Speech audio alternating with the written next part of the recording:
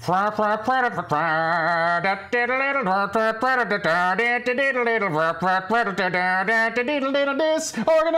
It's disorganized play. Disorganized play. It's disorganized play. Disorganized play. Disorganized. Let's play Dungeons and Dragons tonight. Let's get together and play and fight. Let's get together in Dungeons and Dragons tonight. I don't know, Scott. Well, I didn't bring my trombone, so we couldn't. I had to trombone myself. Yeah. I'm just going to let you draw your own conclusions. Thank you, Modern Chow, for the sub. Hey, everyone. Thanks for showing up for Disorganized Play. As promised on Twitter, we will now have the ceremonial distribution of the French fry to the starving dog. Up you get. Come on. Up you get. Good boy. Good boy. Are you ready? Okay. Oh. Like a dragon. Lay down. All right. Ta-da! Lay down. Pick it up, pick it up, pick it up, pick it up, pick it up. He's not used to standing for French fries. That is not the way that he does his life. Wow, okay. Somebody's getting a little vicious. Hi, everyone. I'm your co-host today, Tom Lommel. I'm your Dungeon Master. Tomorrow, am I your Dungeon Master today? Well, depends on whether you're playing a trombone yourself. Welcome to Disorganized Play. This is my co-host, the man that I embarrass on a regular basis, who's not my father. Why do all of the Dungeon Masters on this channel strive to embarrass me, you guys? Why? Because it's so entertaining, Dom. I guess so. I guess so. You do such a humble and meek, job here that putting you in a comfortable situation is charming and adorable for all of us involved. Cool. Hey, so every Tuesday, which is today, we get together and trombone ourselves. That's not true, right? I mean, some Tuesdays I take the week off.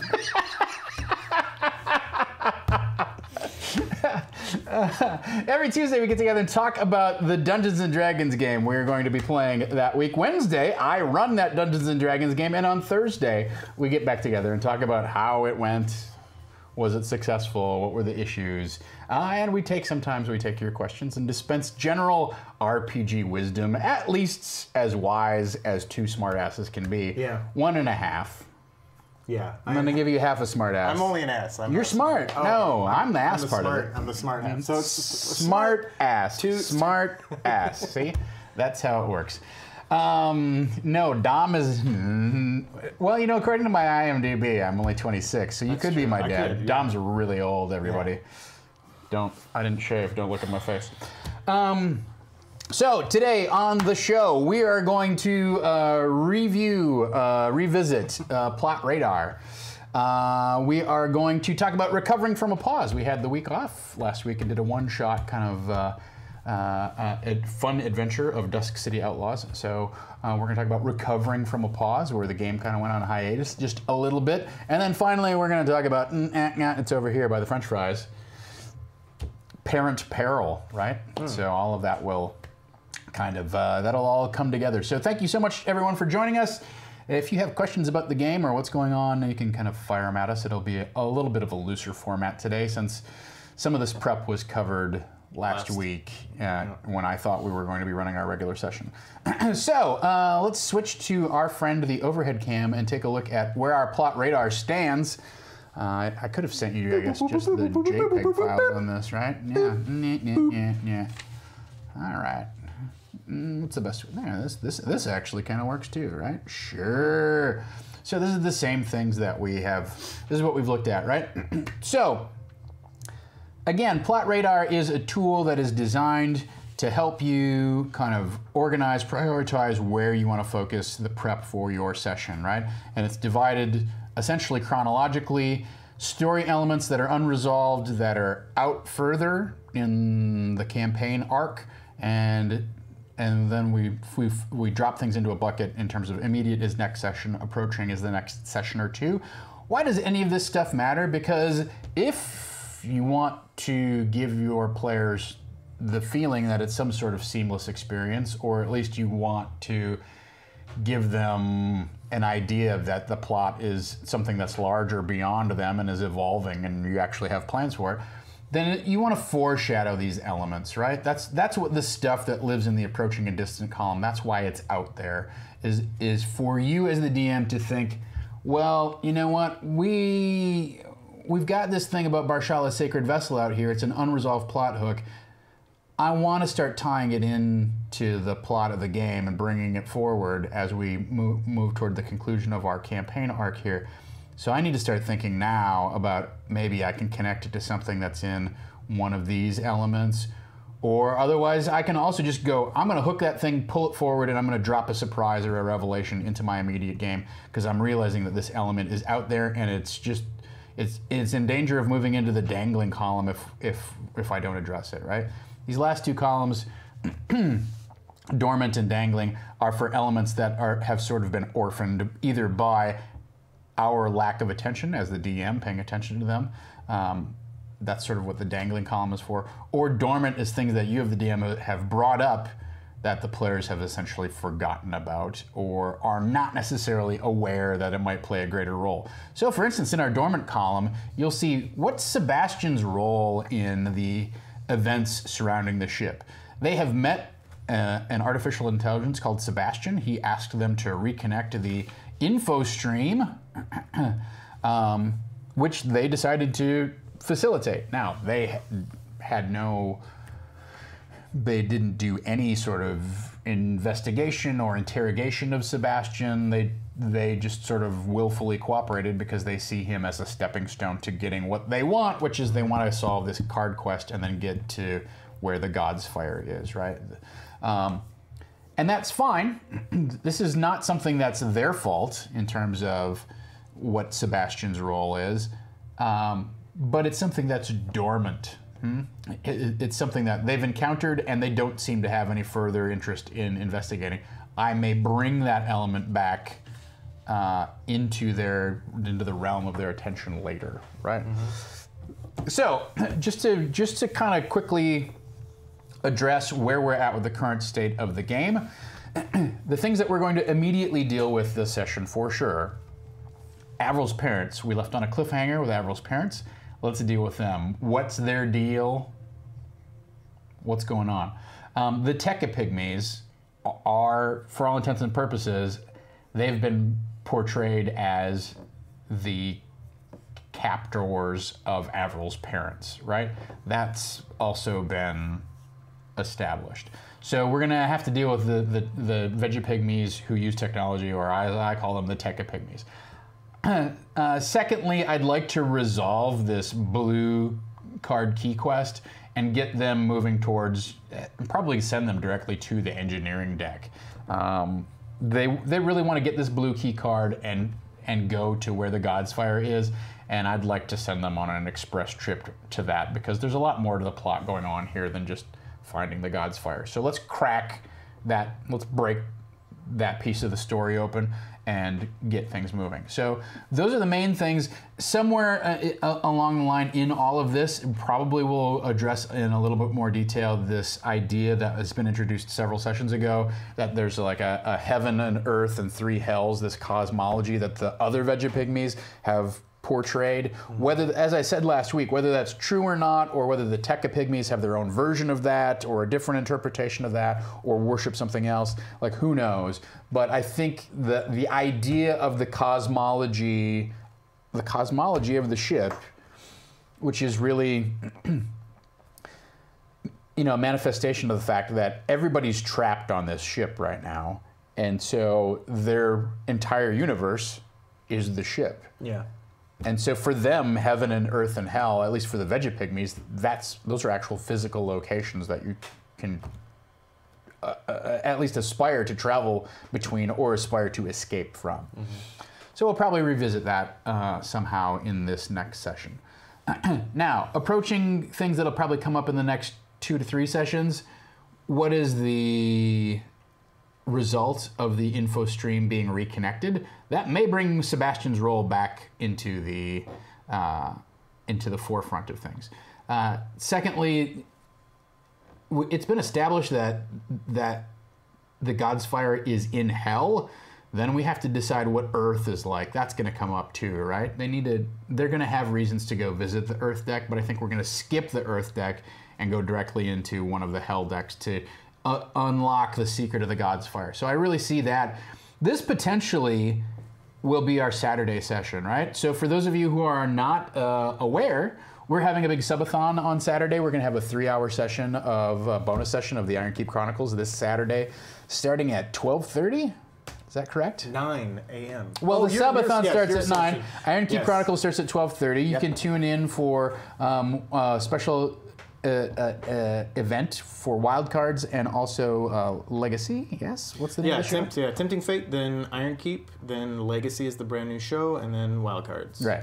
So we have a whole slate of special one-offs this Saturday, and this session will probably be these issues will probably be addressed in Saturday's game. It's hard for me to say for sure exactly, but I'm guessing this Thursday we'll probably have a combination of like quick recap and then like kind of prep, like what it'll be a combo stream on Disorganized Play on Thursday of what's going to happen on Saturday. Right. I want to bake in some extra special stuff so that if we hit some subscriber milestones, we can unlock some really interesting things that are maybe further on down the road, like the Ghost Children and the Sacred Vessel and Grayson's Vision. And specifically, one thing I'm really thinking about here is chat, unlocked an owl for the party. I think there's a lot more to the story of the owls because there's more than one. The party has forgotten to even have that item, and I think I felt it almost came out the last session. Yeah. Well, and even if hi buddy, how are you doing? Oh. Did you all know that there's a dog here? Well, yes, Harold is here. There's a set of ears. Oh, you mean the deer that's sitting next to you? Yes, there's a tiny dog deer. Lay down. Harold is a pancake right now. Look at that face. Lay down. You know how to do that. Oh, I did it. I did 9 a.m. Farquaad, yes. All right. But I think there's, even if they do remember that they have that item, I don't think that's going to ruin. There's a bigger secret going on with the owls. So, yeah, and also there's all kinds of stuff in our dormant column here in terms of Torm has left the ship, Xanathar and Thon's father. Thon's father isn't something that I feel like I really need to like bring back out as sort of like a surprise reveal. Yeah. But Xanathar could certainly come up as a surprise reveal too. So we have a lot of, the nice thing about our dormant category is if you want to unleash, I hesitate to call it a zinger because I don't like it to be deployed maliciously, but if you want to release something on your party that makes your whole campaign feel like a coherent, like you actually did some pre-planning and whatnot, then these things that go dormant that the players forget about, bringing them back in an appropriate way makes them go, oh, I forgot about that guy. It makes them kind of wish they took better notes, but also makes it feel like, oh, stuff we did in the past actually does reconnect back with things that are happening in the current game, right? Yeah. As opposed to, well, we've solved that trap, we've opened that door, we've defeated that monster, and then we just forget about it and move on to the next thing, and what's the next goal, and keep churning forward, right?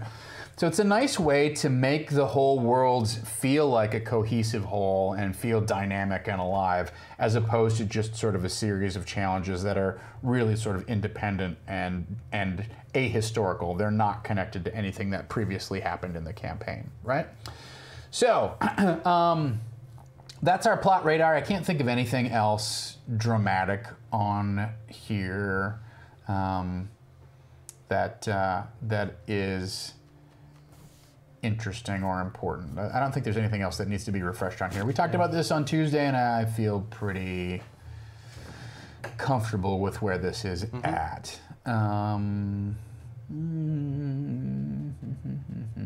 Yeah, that's all I'm going to say about that. All right, so recovering from a pause, that brings us to our next topic. And like I said, we'll probably have some time to cover some either open Q&A about the game at where it's at, or things that are going on in your game. Because we're churning through this, I expected to churn through this pretty quickly, but I just didn't. I had to take the dog to his therapy today, so I didn't have a lot of time to prep any auxiliary topics, right? So recovering from a pause, I think we've talked about this before. There's a tough circumstance that kind of comes about when you have to take a week or a couple weeks off, and I feel like we're sort of in that zone of, you know, Megan was out last week, Rav was out last week, we played a whole different game, we had 2 guests at the table. It felt like the plot threads have sort of like been scattered to the winds, and you're really going to have to bring everybody back in to be like, oh, okay, well, what were we doing, right? I play in a different campaign when I'm playing in an epic level campaign, and we only play like once a month or every 5 weeks, sometimes 6 weeks. And let me tell you, it's a struggle to keep up with, like, well, what was the story? Yeah. And the DM writes these wonderful recaps of, like, last time, here's what happened. But even then, we sit around and look at each other like, is there something we're forgetting? Yes, of course there is. So I feel like we're at that phase right now where, how do we pick up this story? What are we trying to do? What are our goals? What are we trying to accomplish? And I'm sure that this happens in your own home games. I think for this session, the best thing to do is give a quick recap of a very, like, 2-sentence recap of their meeting with Sebastian and agreeing to deploy these whatever nano spider pods, reconnection pods, right? Yeah. And then let's get right into the combat or whatever sort of like chase encounter confrontation is going to happen between Averill and the rest of the party in order to save Averil's parents, right? Or dad, or whatever exactly is going on, right? Like, let's not kind of like, let's not do, traditionally I'll, you know, sit around and we'll have a recap and we'll discuss it and I'll fill in some details and da-da-da-da. And one of the reasons I do that, there's twofold things. One of them has nothing to do with you folks at home, except it has everything to do with you folks at home, which is sometimes that is nice filler for new viewers, and also it's an opportunity for people to come filling into the stream and start making their pledges and all that sort of stuff, right? So it's a little bit of like, kind of like ramp up into the show so that the process of this streaming thing can happen. And that's just an artifact of like the format that we're presenting the show, right? The other reason that I do this is because a lot of times I want to check in on what the players took away from last session and what they remember and what sticks out in their minds. Because number one, I want to know what their priorities are because they might be different than mine. And then number two, I also want to be able to shape some of either the misinterpretation that sometimes they recap something in a certain way that recontextualizes it or whatever, and you go, that's not exactly what happened. I don't know if you remember, but they also said X, Y, or Z. Sometimes it also gives you an opportunity to recontextualize what happened, you know, without them kind of realizing that you're putting a little Jimmy on it, right? So having the players do a recap is a very useful way to arrive at an understanding of what they think the plot is, what's their interpretation of what's going on, and then either course correct on your end or course correct them around, no, actually you don't, it seems weird if that guy was a traitor because he also told you these 3 things, and these could be easily verified by, you know, the paladin in town or whatever. So, however, in this case, as Estel Castillo says, I think I may just open with like, let's roll for initiative, let's get this thing going, let's have a big, interesting set piece combat with a lot of tension and drama and kind of chess piece moving things around, and then we have an opportunity to get into kind of like more revelations about the plot and whatnot. But normally what I would consider is, let's present the DM's recap and let's hear the players out and kind of get everybody up to speed. It's a worthwhile process, but sometimes it can be kind of languorous, and sometimes the players are struggling so much with the details of what's relevant, what's important to repeat, what am I forgetting, that it honestly just sort of sucks the momentum out of getting the game started.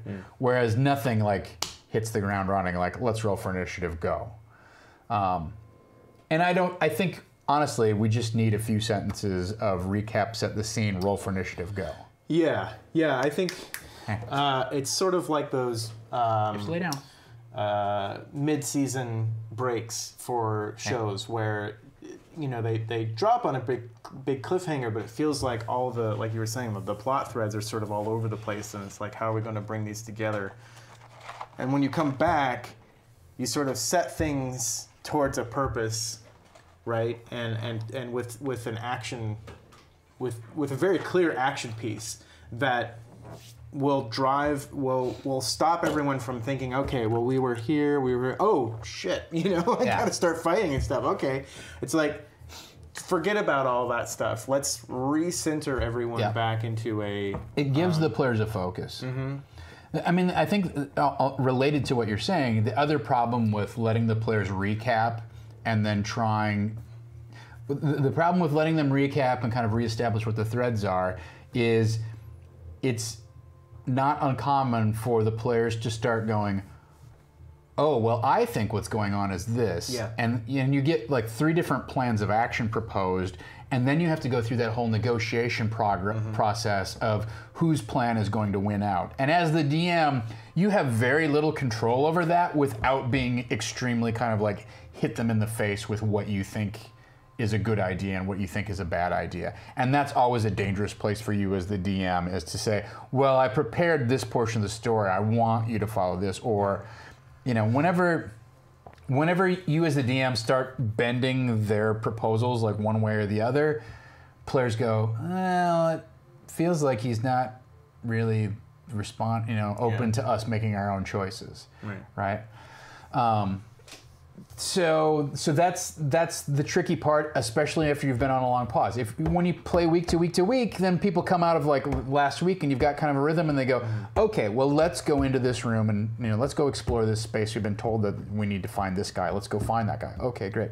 But when you've been on a break, the plot gets fuzzy, and then the plan gets fuzzy as a result, and the players have to renegotiate what the agreed upon plan is going to be, and that just sort of it can suck time. It can be frustrating for everybody at the table. This kind of reminds me of what we were talking about with railroading, and that this can also sort of have a similar purpose for if your party is getting sort of caught in the minutia or caught on a detail that isn't important. Especially when you're playing like mystery games and stuff where people are like, oh, I think we need to follow this guy because you remember when he said that one thing, and you're just back there as a GM going like, that guy knows nothing. I just made that up. And this goes like, okay, you know what? Let's start here. Boulder Parchment Cheers, thanks for the reroll. I will be using it tomorrow night. Ooh, thank you. Thank you very much. Tune in for the VOD for the rest of the show here. Yeah. Don't forget to hit that little reminder thing. The Prime, if you did it via Prime, it won't click off on our stuff unless you actually tell it to do that. So do it. So thank you. I can see that you are sub. So thank you so much. So you were saying sometimes they can kind of just sort of like chase down a false lead just because they've talked themselves into, oh, this must be the thing that we have to do. Right.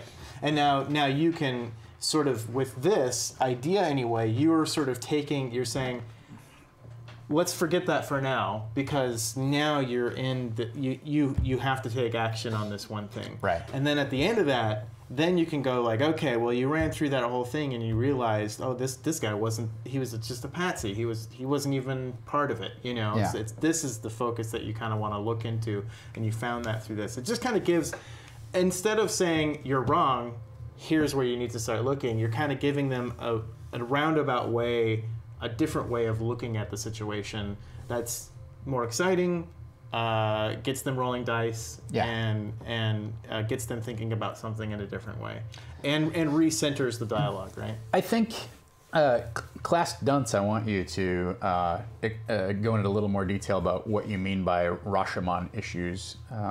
Just clarify that has kind of an ambiguous meaning for me in terms of what exactly sort of issues you think that those are. But in the meantime, what I want to say is, we talked a couple weeks ago about the difference between plans and goals, right? Their goal is to get a blue key card. Their plan is not very good. Their plan is go talk to Sebastian. Now it's do whatever he says to reconnect the info stream, and then have either Sebastian or Angelica tell them where the blue card is and go get it. That's their plan. It's not terrific, right? But with a combat like this, the beautiful thing about kicking off a combat is that the goal is very straightforward. Let's either survive or defeat this. Yeah. And the Thomas W. DeYoung. Thank you. Thanks for being subbed up again. The plan goes to Eric. What? It goes to Eric. It's true. Eric doesn't get enough love on the show. He needs all the When you kick off with an immediate combat, the goal is very clear cut, and the plan is also very clear cut. I know how to execute this, right? I know how to use my class abilities to fend off this monster, defeat this creature, whatever it is, right? Whatever the combat situation. When you go into that phase or that mode of the game, we don't have to have a discussion of the only plan type discussion that you end up having is, do we want to kill all of these people, or do we want to try and take some prisoners and get some information? Sure. That's the only thing that you will see the party kind of like go up in the air. You also see them, I mean, not the only, but you also see them sometimes discuss, do we want to save some of our big, fireworks once a day kind of abilities for a later encounter, or are we going to like lay out both barrels right now? Those are the only kind of big plan kind of discussions that you'll see happen when you kick off with a combat encounter. Yes, so as Class Dunce has clarified here, it's that each player has their own different remembering of what happened, and the DM has their interpretation of what actually it was, and you get this Rashomon effect where everybody's retelling the same set of events through a different lens. So yeah, I agree that the DM is always the final arbiter of what the reality actually is, and therefore use your power to either adjust reality to reinforce some things that the players have put out there, or use your power to clarify the things that they remember and bring it back in line with whatever's on the page or in your notes or in your mind, right? And ideally, a good DM kind of goes back and forth between those two things, right? You bend the story into what's most interesting and what helps you and your set of players in that circumstance, as opposed to either obstinately sticking to what's in the notes or kind of flexibly, if you get too loosey-goosey, then the players are like, well, we can just do whatever and it doesn't really matter. Right. Right. The problem with always following the players is sometimes the players' ideas get to be a little simplistic and it doesn't actually pay off in an interesting or dramatic way, right? If the players are always right, but if the players are never surprised because they're always right, it leads to, in my mind, a game that's a little too predictable and therefore not as engaging and dynamic as it could be. It's that balance that we always talk about. You have to put enough of an obstacle and you have to reveal enough of a twist to the players that they're kind of sparked and pushed and prodded, like, oh, I didn't expect, oh, that's cool. And they're never going to have that's cool moment if they know. Think of it this way. If you go to the drive-thru and you say, I'd like 2 cheeseburgers, and they give you 2 cheeseburgers, well, that's nice. It was a great experience. You got your 2 cheeseburgers. I'm going to eat lunch and keep driving. If you go to the drive-thru and they give you 2 cheeseburgers and they give you a scratch-off, McDonald's Monopoly card, and you win $10,000, you're like, wow, this was awesome. This is the best trip to McDonald's ever. So what you're saying is you're going to start giving away Bring lottery tickets. Scratch and sniff. We played the Powerball for $10 on Saturday, won $0. Wow. Don't gamble, folks. That's exciting. Yeah. So, all right. Modern Chow says it turns the game into a game of pretend and not D&D RPG. Yeah, in some respects. I mean, on a very narrow interpretation. And it looks like we have some alignment discussion happening. I missed some of it scrolled off the Blind screen. says, recently had a discussion about alignments that has me thinking in standard storytelling, protagonists and antagonists can change and even can be perceived as good or evil depending on the observer. I'm wondering if alignments are still useful. I mean, as is. The thing about as is they've largely been dispensed with in 5e, right? Like they were almost nothing in 4e, and they're really less than. They're very rarely a critical mechanic in 5e, and they played a much larger role in second edition and in third, and pretty much in everything, right? Yeah. Yeah, you have to lay down again. I'm sorry, buddy. That's the way. You know how the show works. He was pretty sure if he stood up, it meant more French fries. Hey.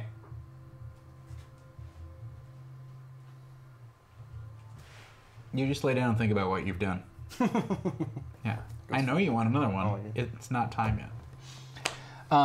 Yeah, so as Estelle Castillo points out, like 5e has largely done away with them, and there's only a couple magic items that actually have anything, specifically coded to them, and I don't think they've really coded it, or they've hardwired it into any of the big hardback adventures that I can remember. Not really. There are some things, like, so we got Black Razor in our campaign, right, and that obviously changed Thon's alignment, and we've changed it back and things like that.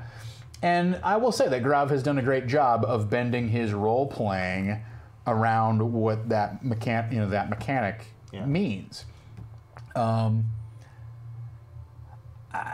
It's an age-old discussion that I just don't. I think there's a reason they've essentially sort of dispensed with it, is that it gets too narrowly, rigidly defined, and it really turns the game into black and white, kind of good versus evil, law versus chaos type of stuff. It becomes more of a four-color kind of comic book and less of shades of different, variations. Yeah. And I prefer to ignore it. I don't mind saying this works against fiends, but it would be great if there was a good fiend, right? Like, that's such a great hook. Is a fiend who has, through some extraordinary circumstance, gone through a change of heart. Look at the Hellboy stories, right? Like, that's a successful and compelling comic book because the character concept is a guy who wants to be good, but is seen by the world as a monster, and in fact is a monster at his roots, and is fighting against both the world and some of his heritage, right? And that makes for interesting and compelling storytelling. So I don't like to use the broad brush of alignment very often. The other problem that I have seen specifically with paladin type characters is there's a certain player archetype who will play paladins so that they can go detect evil, and when anything lights up, they now have an excuse to just jump into combat and short circuit whatever the encounter is supposed to be. Like, it doesn't matter. Oh, well, this guy's evil, therefore we can't trust anything that he's saying, therefore we should stop negotiating with him. In fact, I'm going to hold my sword up to his throat and say, why don't you just give us the diamonds? Okay. And that would be great if the whole table is a bunch of hard-nosed, kick-ass paladins, but generally that's not the case. And so now that player has short-circuited whatever the other players. You usually have the guy who's the bard or whatever, who's like, oh, I'm going to use all my persuasion and sleight of hand and negotiation and all of my very suite of skills in order to finesse this encounter, and the paladin short circuits it by just going, well, I'm going to draw my sword on him and we'll get what we need out of him. He's evil anyhow, so if we kill him, it doesn't matter. So, yes, as Estelle Castillo points out, Paladin Os make for a much more interesting paladin character. I was more referring to in the, you know, 2nd edition, 3rd edition AD&D tradition of paladins, which is a very narrow kind of description of them, right? So, yeah. Yeah, I feel like within alignments, there's always a stratification of how you can play that alignment.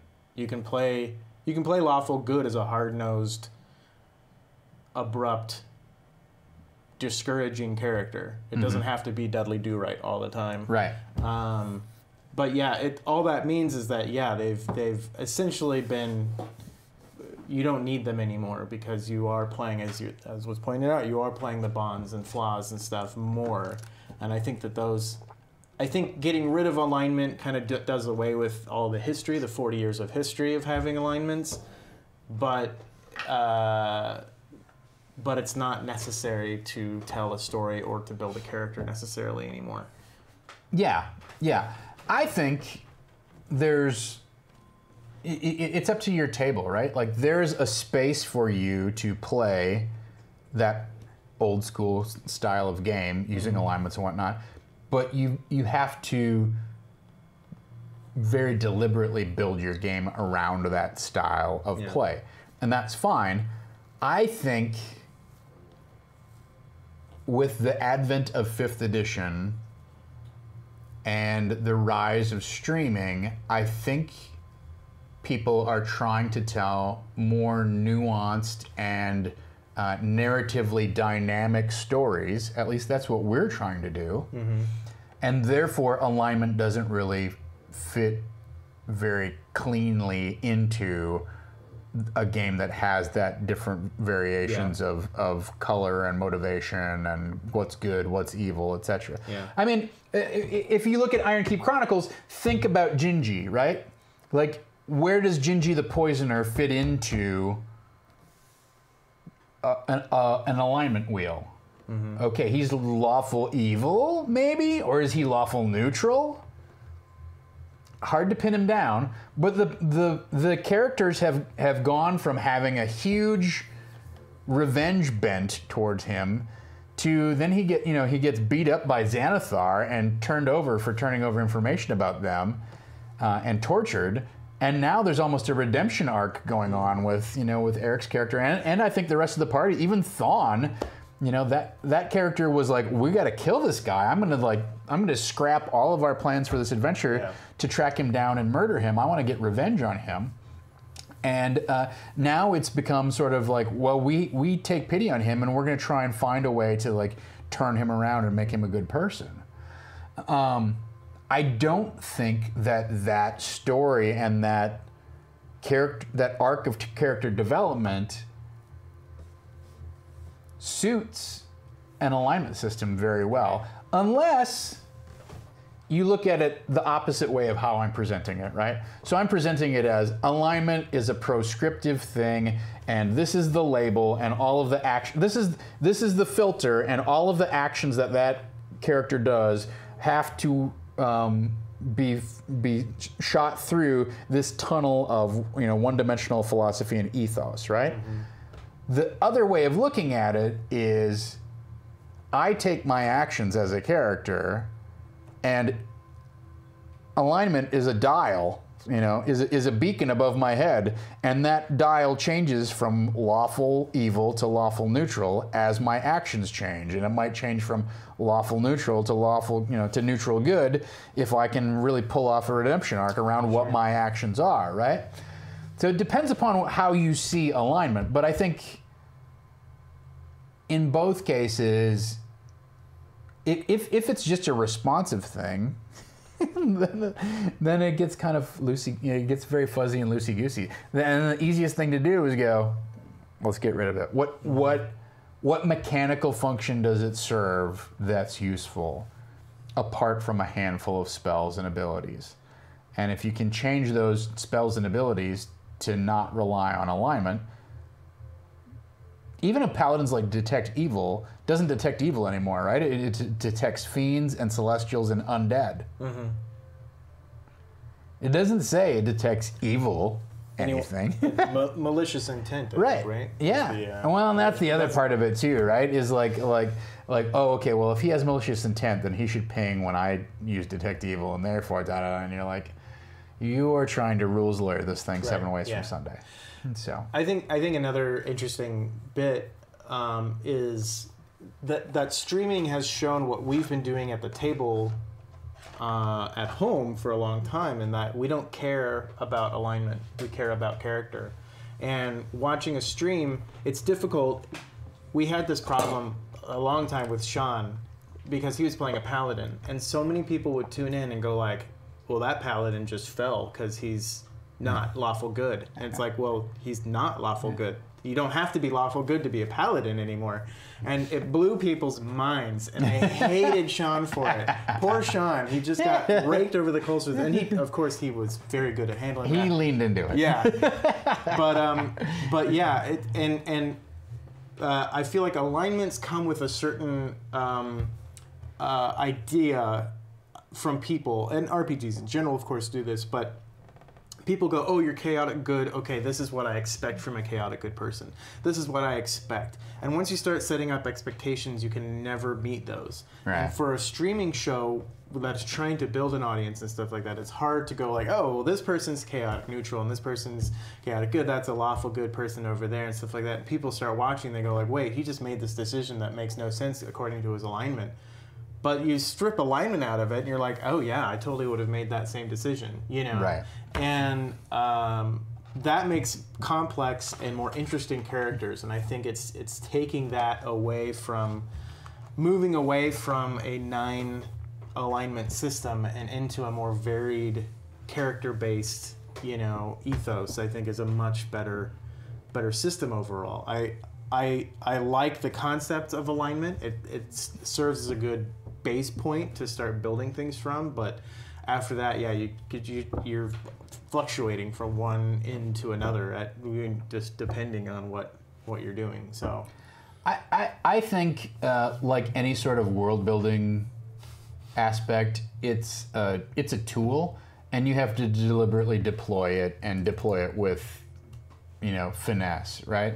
So if you want to include alignment, it can help your game, and you can exploit it, you know, and use it to shape mechanics and outcomes within your campaign. But you should do that deliberately with specific goals in mind, and realizing what sort of contours and constrictions that's going to imply or create inside the world that you're crafting. Mm-hmm.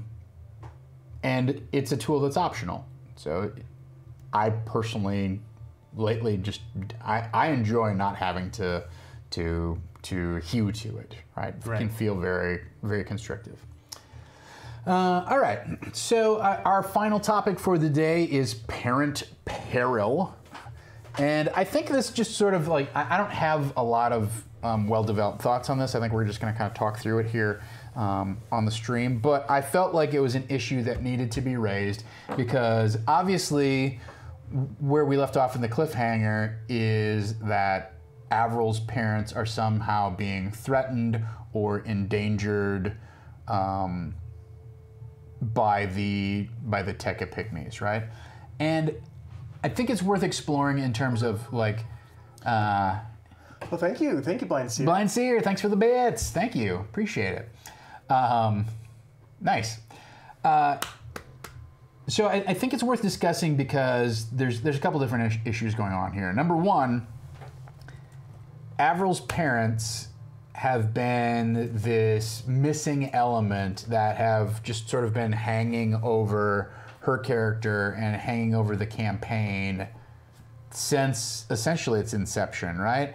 There was certainly a time, and we've talked about this on stream, where she wasn't interested in exploring who her parents were or why they left her, or, you know, any of kind of the circumstances of what's going on with her parents, because her character was defined in terms of being an orphan, being who she was, establishing herself outside of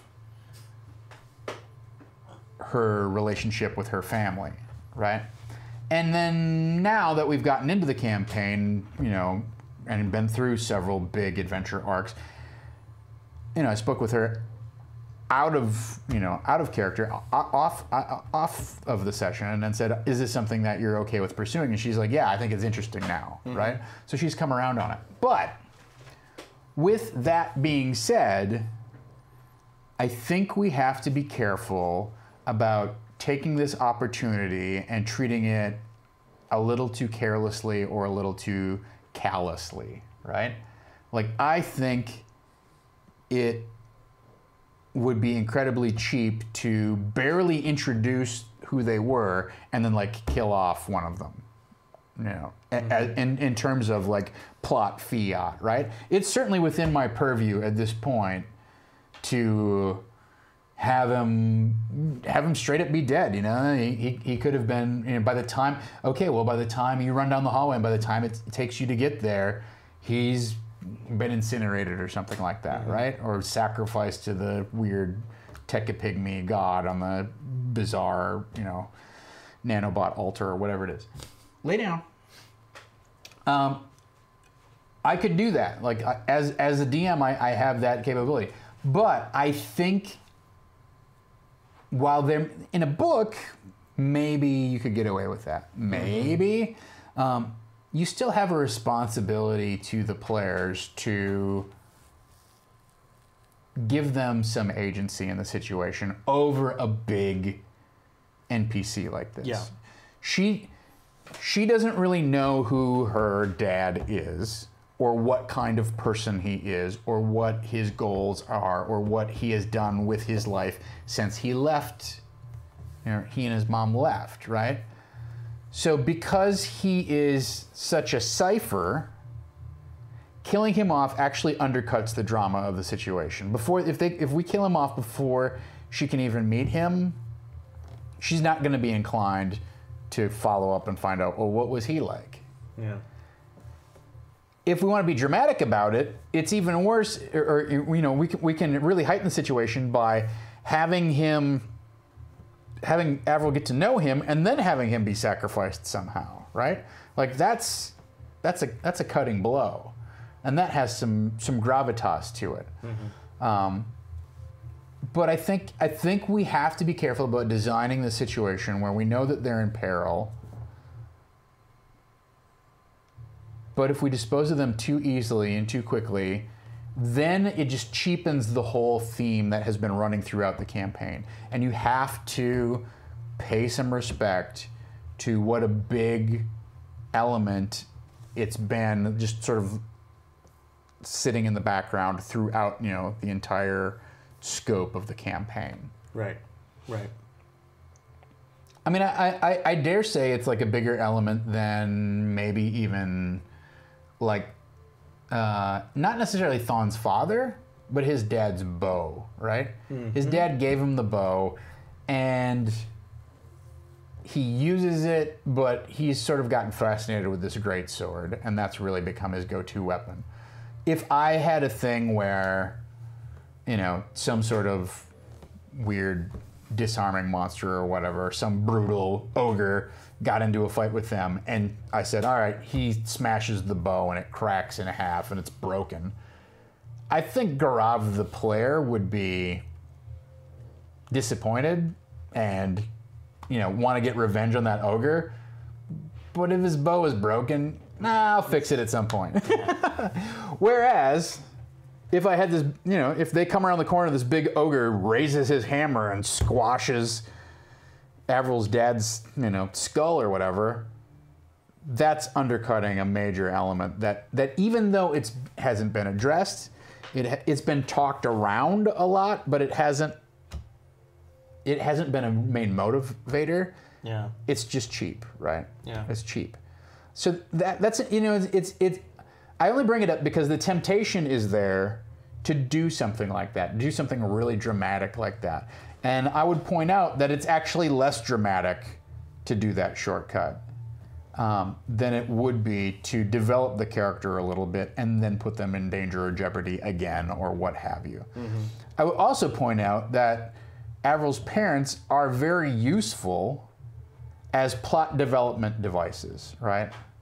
Or as exposition devices, at least, right? And one of the continuing struggles that we always have, at least, I don't know, maybe it's my DMing, maybe it's this group of players, maybe it's just the way D&D frickin' works, but we're having a lot of problems communicating. Well, here's the situation, here's what's going on, understand something about the world, here's more information about what's happening inside this ship.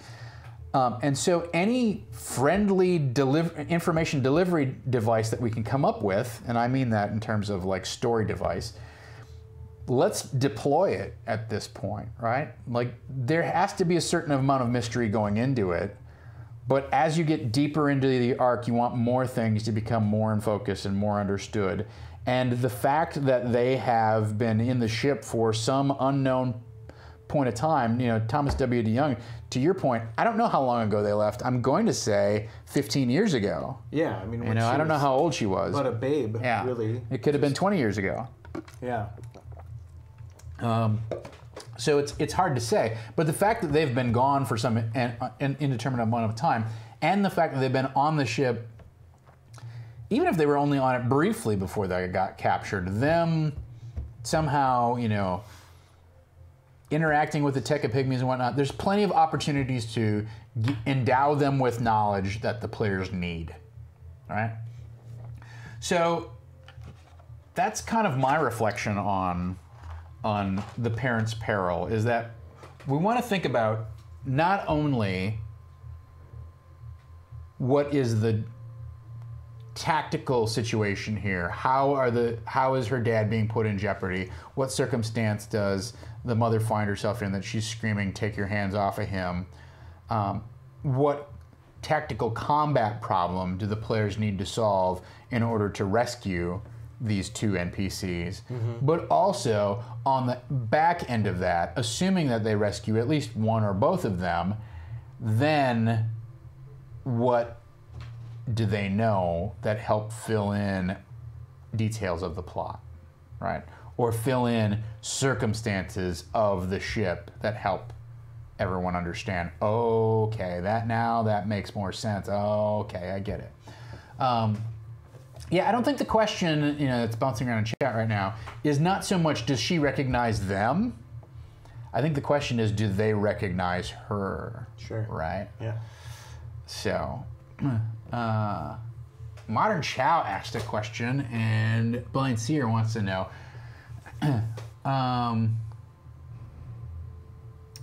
the players presumably see the forgotten owl I mentioned in their notes. How do I encourage them to experiment with it? So if they decide to start playing with the owl that they got, right? I think for me as a DM, like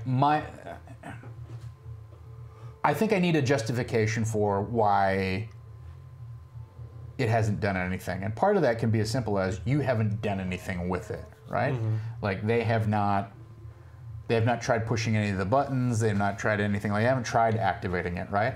So a very simple thing is if they get it out and they decide to experiment with it, go, oh, okay, well, as you're fumbling with it in your backpack, you bump it a little bit in kind of an odd way, or you momentarily drop it and it clunks against something else in your backpack, and then suddenly it lights up. Like it could be that simple, right? It could also be, there's also a teachable moment available here, right? Which is, one of the things that I should have on Plot Radar, which I don't, is multiple times now, I've mentioned, oh, you find these black discs that are about yay big and about yay thick, right, and they have a little bite out of them, like a cookie bite, right? And they've found probably 20 of these things. They never ask about them. They have no idea. Like, I don't think they figured out that those are batteries, right? Either that, or they figured it out and they're just like, oh yeah, more batteries, and they never talk about it. But the point being is that owl, I've said it has a slot in the bottom for a battery. The problem with the owl, in my mind, in the fiction that I've created, is that it doesn't have a battery in it. They put one in and you know, it'll start working. But that doesn't mean that that has to be the definitive reason it's not working. I think this comes back to kind of like a DM technique 301, right? Maybe it's only 201, but it's certainly not 101. Well, you're only a level 3. I'm only a level 3. Well, I took in our 301 class at DM school. Here's something that I learned, which is find a way to the answer that the players need as opposed to the answer that's in the notes. Yeah. Right? So I know that the players need this thing, or I want the players to use this thing in a meaningful way, right? I want it to either give them information or act as a guide or, trace a pathway or, whatever an owl does. We don't even know what that is, but let's assume that I have a purpose for this thing. I'm not going to talk about it in specific because I want you all in chat to enjoy the revelation of it yourselves, right? But whatever the purpose of it is, could be multiple different things. If I want it to fulfill that purpose, then I need to find a way for it to reveal it, for the players to feel like they've successfully activated it. I need to find a way. I just need to find a plausible way for this thing to reach out to them or become an active, interesting item that they can interact with. I don't need them to find the specific way. I need to find a plausible way that they will sign off on, right? And I think that's the struggle with, especially a technology-heavy adventure like this, is that they will say okay, this is how you turn this thing on, right? This is how you deactivate this. It's a classic thing with puzzles, right? Oh, in order to get through this door, they have to put this series of ciphers into the thing, right? We've actually had that in our game of these numeric keypads light up, and they push the buttons, and it starts to go and reject them, and then all of a sudden it goes boop boop, and the door actually opens. Now they haven't figured out why that is, but there's a reason why that happens. What if it trickle charges based on kinetic energy? So as they've been walking around and bouncing around, it's charged enough that it will light up and say, please insert battery to fully recharge or something like that. Yeah. And then maybe it has a little picture of a little circle with half a little thing cut out of it. I think somebody in chat mentioned this last week, a couple weeks ago, is what if the God's Fire is actually, the God's Fire that's coming from Ava is actually recharging it. Yeah. Sure. And I thought that was a great idea. Yeah. It would be especially ironic if Havana is the one who has it in her backpack, but it's attuned to Ava. Ooh, dangerous. Well, especially since now they're all worried. Yeah, that was Wraith 42. Yeah. Especially since they're all worried about the radiation now. Are they worried about it? I don't think they are. But with Havana realizing that this thing's been charging off of the radiation emanating from Ava, and it's been on her back the whole time. Oh, that nuclear bomb that you've been carrying around this whole time? Yeah. Yeah. So, I think, I don't foresee. There's certainly ways, if chat were to unlock it, if I were to make it unlockable for chat or something like that, there are ways for that owl to pop back up as kind of on its own spontaneously. Yeah. You'll see this when I put something in chat, and then you're all waiting when is this thing going to come up? Where is it? And I'll wait for sort of an appropriate pause or low moment in play, or there's a moment where the players aren't quite sure which direction to go, or they're debating something, and all of a sudden, you hear... Right. Suddenly, and that's when those events will happen. And I think that that's a technique that I use to redirect or reshape the pace of what's happening. If we hit a lull and the players aren't sure and they're kind of bogging down into a discussion of I don't know, should we trust this guy or not? And the argument is kind of going in circles. When you can pop up something like that, something shiny to take their attention and refocus it, it really is helpful, right? Yeah. It really helps the interpersonal dynamics at the table, get everybody on the same page, and it helps you as the DM kind of get the action moving again, as opposed to you stall and then you kind of just circle the drain of somebody's got to win this argument. Blurp. So, Black Dragon 8K. Yeah, so it's been basically established, kind of blatantly established 2 weeks ago in our most recent session that radiant energy and radiation is the same thing. Yeah. And so our divine spellcasters are charged with radiation, which I think is a really fascinating idea. Mm-hmm. We did talk about science in a D&D campaign a few sessions ago, actually, because we are in Expedition to the Barrier Peaks, which deals a lot with science fiction. Yeah. And with things that regular fantasy characters would have no idea about. Steam trains, what is this, Eberron? No. Yeah. But yeah, we did talk about that before. It's a tricky business, of course, playing with the meta knowledge that a player has about science fiction and the unknowledge that a character has about that sort of stuff. But I think Tom's been weaving it pretty well in explaining things and describing it in a way that the characters would understand what's going on. But it's always a balance of are you just frustrating the players by saying, this thing's it looks like wood, but it's not wood. It's flexible, and it's, Yeah. You see a strange ivory device with a large glass sheen on one side. Right. Oh, it's an iPad. Yeah. Yeah. I do think that my personal taste is to try to separate the science fantasy world from the fantasy world. I do like my Dungeons and Dragons to sit squarely in the realm of sort of a Tolkien-esque, like, pseudo-medieval society and culture and castles and farms and that sort of thing, with a few flourishes of magic thrown in. But then now we're in this place that has its own kind of like own culture and design and set of rules. It's like completely a foreign land, right? Mm-hmm. I'm not a huge fan of, well, the people in the fantasy world have deployed enough magic to come up with 1-for-1 exact analogs to every single thing that we have in the modern world, right? So there's a magic telephone, and there's a magic train, and there's a magic airplane, and there's a magic... I'm not a huge fan of... As much as I love parody and satire, and especially like a post-apocalyptic parody and satire of like reflections of kind of like how the world has been perverted, I don't like taking modern flourishes and just laying them 1-for-1 on top of a fantasy trope and saying, oh, well, every Saturday night, everyone sits down and watches the,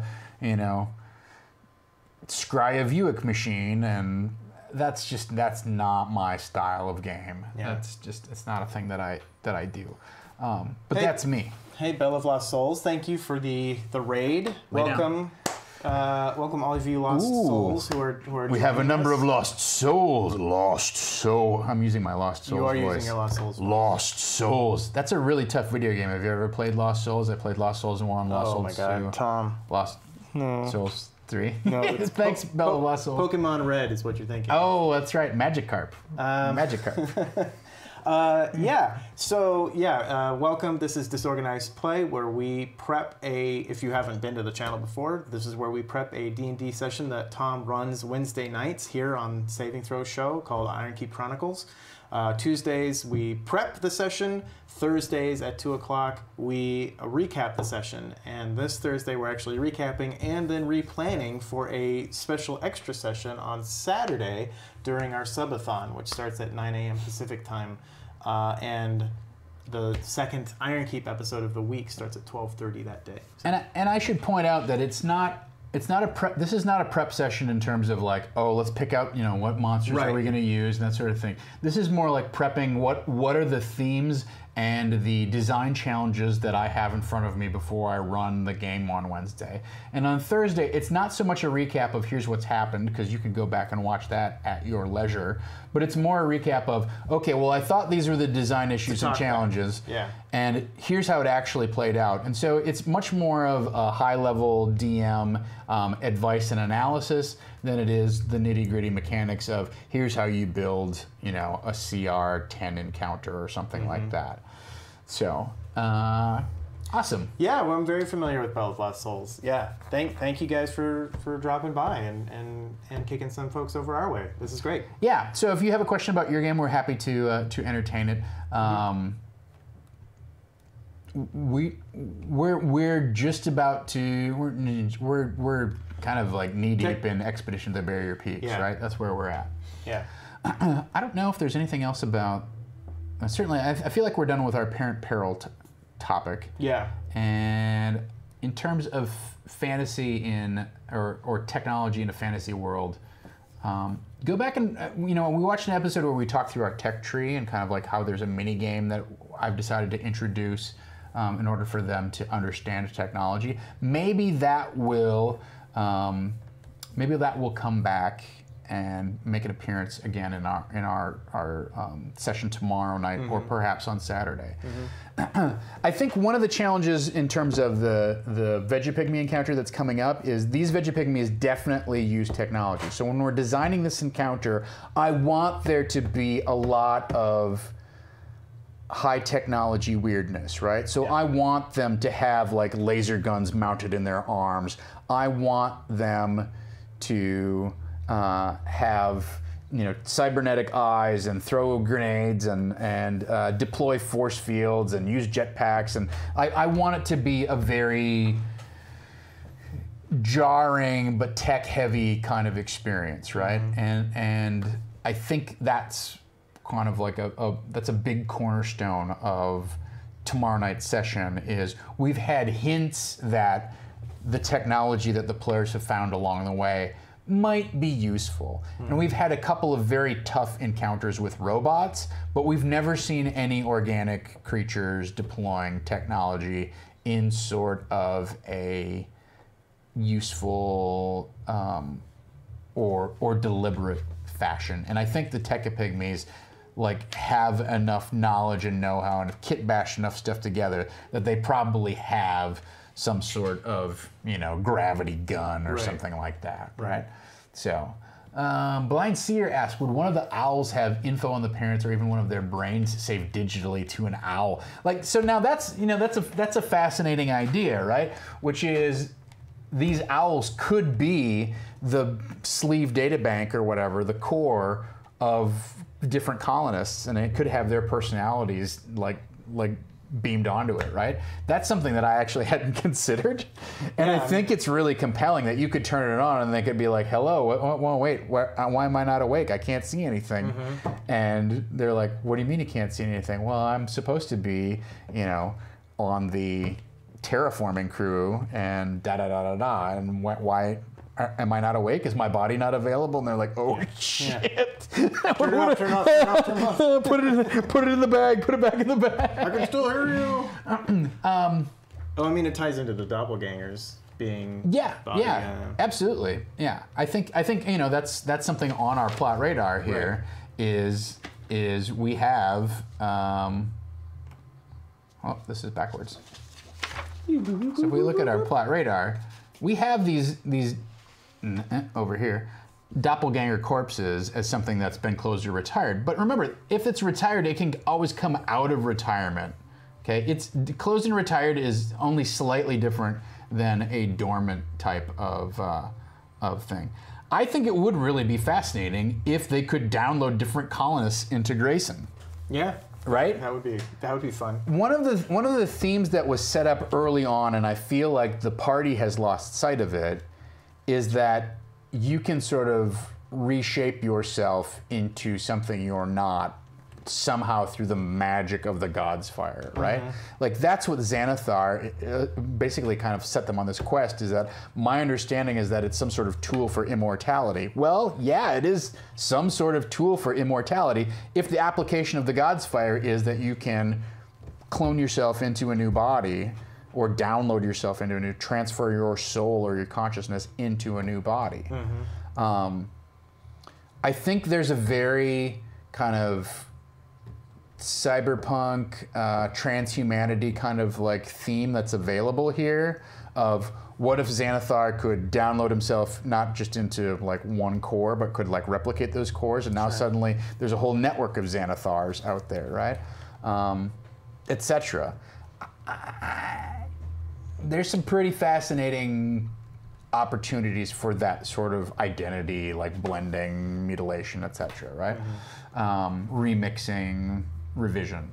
So I think when I talk about how there's more going on in the ship, that's one of the themes that I really want to start bringing forward, that I want to like grab the edges of it and just begin pulling that rug up and seeing all of the weird little spiders and caterpillars and millipedes come crawling out in terms of like, oh, what could we do with this? What are the implications of this? Where could this go?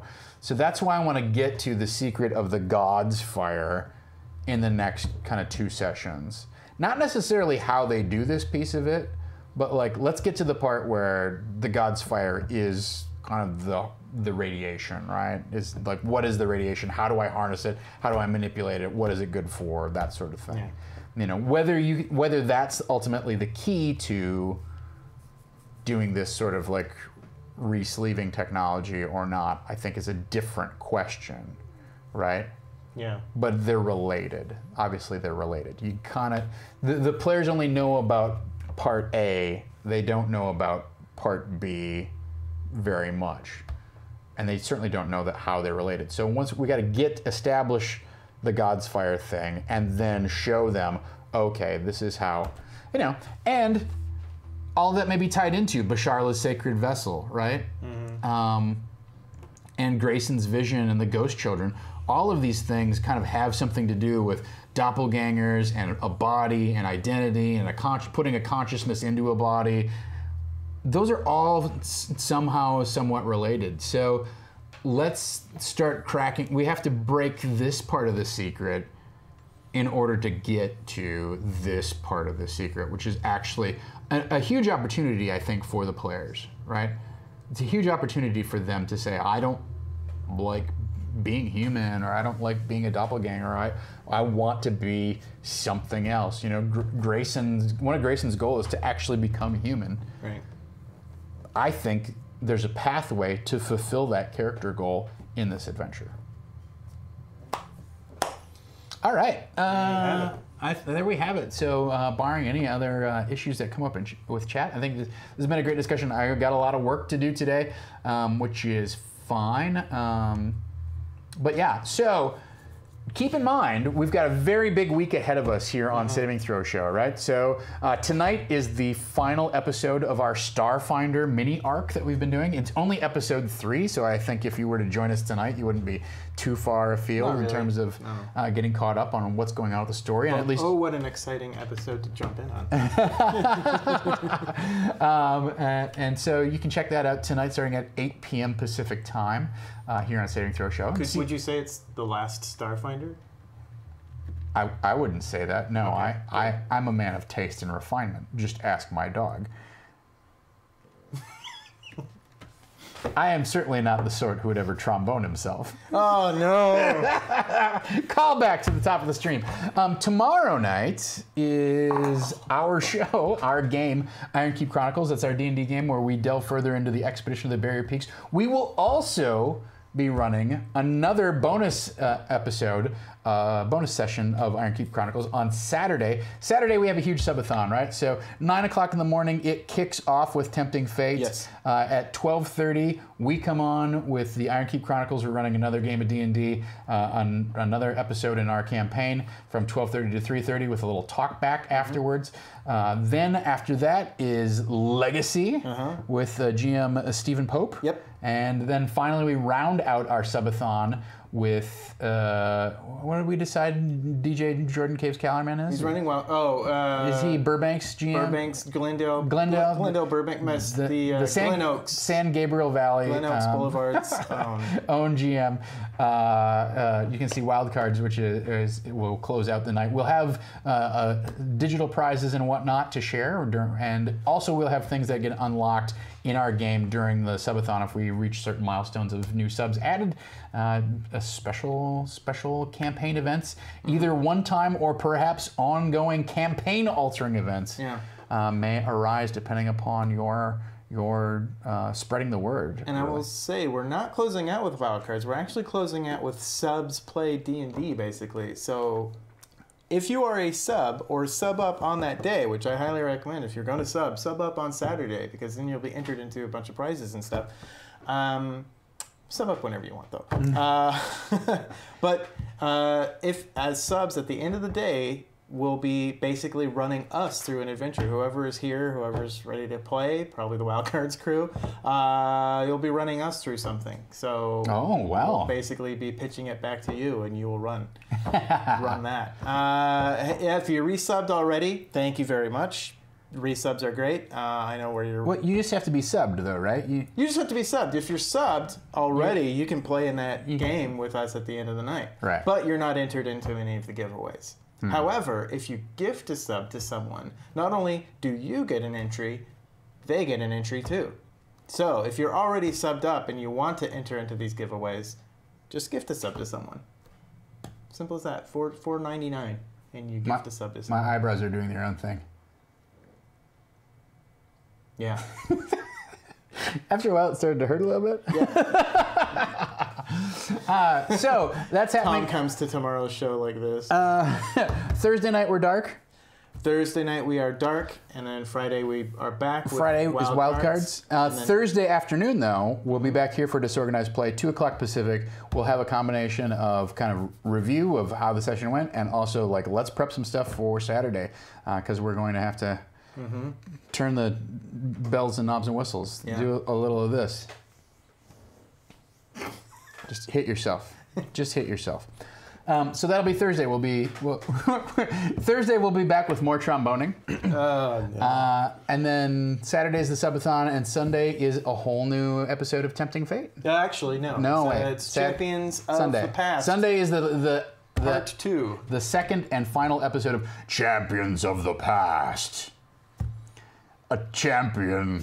This is his Lost Souls voice that he's using for Champions Lost Souls. It's just for you Bell of Lost Souls people here. Yeah. Lost Souls, Bell of Lost Souls. A bell never rings too early, nor does it ring too late. Instead, a bell claims lost souls at the time at which it has appropriately decided to do such a thing. Hey, welcome to Apologies, Jay. Mangled Quotes. Yeah. I'm your Professor X did say that. Jester in chief. Oh boy, yes, yes, one of my favorite Vulcans. Yes. All right, so that's the lineup. You can always do exclamation point schedule if you want to see what's going on. You can follow me calendar actually. at. Oh, yeah. Well, you should make schedule one, too. Just in case someone screwed up. Okay. Someone make one. You can follow me at Dungeon Bastard. That's where most of my role-playing stuff is posted. You can follow at Saving Throw Show to get all the rundown on all the madness that's happening on our channel. But thanks to everyone who has shared us. Thanks to Bell of Lost Souls for giving us a little raid here, raid love tonight. So thanks to everyone who shares this on the Instagram and the socials. Thanks to Fuckwad and BSB Care and DJ Regular and all of our regular mods and whatnot who help keep the channel safe, friendly, clean, and accessible. Your tireless work does not go unrecognized. Unrewarded, yes. Unrecognized, no. As Fuckwad has conveniently bringed up, you can... Bringed up? Bringed up? Did I say bringed up? You did say conveniently brought up. Yeah, there's a variety of ways to follow us and see what's going on the channel. I encourage you to do all of those things and to support us, whether it's financially on Patreon or by giving a Prime membership or whatever, what have you. That's the only way that we keep the lights on because we are truly an independent channel here, right? Thanks so much, everyone, for joining us. Until next time, let's dungeon! Did it. The souls have been claimed. See, now you didn't mess that one up. Once they have been, now they must be deposited in my trombone.